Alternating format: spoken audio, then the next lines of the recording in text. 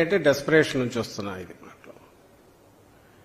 ఎప్పుడైతే డెస్పరేట్ అయిపోతున్నారో అధికారంగా మళ్ళీ రెండోసారి కాదు ఇంకా శాశ్వతంగా ఈసారి ఉండదు అనుకున్నప్పటి నుంచే ఆయన వాయిస్ టోన్ మారింది.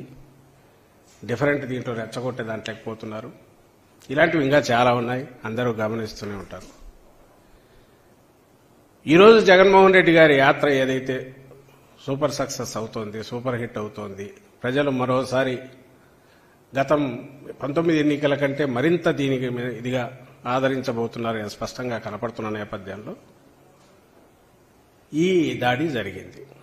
ఈ దాడి జరగడం కూడా ప్రమాదకరమైన దీనికి దారితీసే రకంగా జరగడం వల్ల ఇది ఎవరై ఉంటారు అని అనుకున్నప్పుడు ఎవరైతే దీనివల్ల ఈయన యాత్ర వల్ల నష్టపోతున్నారో వాళ్ళ మనుషులై ఉంటారు, లేదా ఆ స్కూల్ ఆఫ్ థాట్ ఆ సిద్ధాంతాన్ని నమ్ముకున్న వాళ్ళై ఉంటారు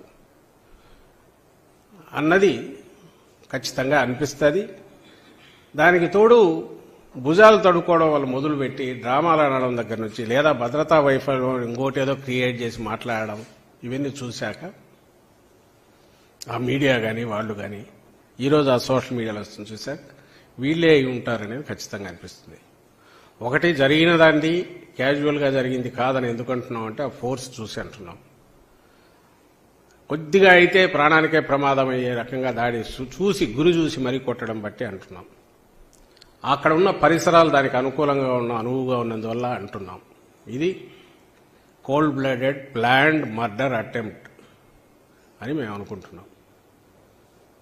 అదృష్టం బాగుండి ఆయన బయటపడ్డారు. 2019 కూడా కొంచెంలో ఇదే ఉంటే అదే మెడ మీద ఆయన తల ఇటు తిప్పకుండా ఇది ఉండి ఈ మెడగన తగిలి ఉంటే అప్పుడు ప్రాణానికి ప్రమాదం అయ్యేది.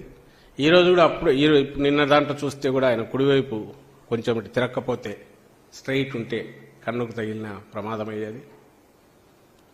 కేవలం లక్ అదృష్టం ఆయన వైపు ఉండి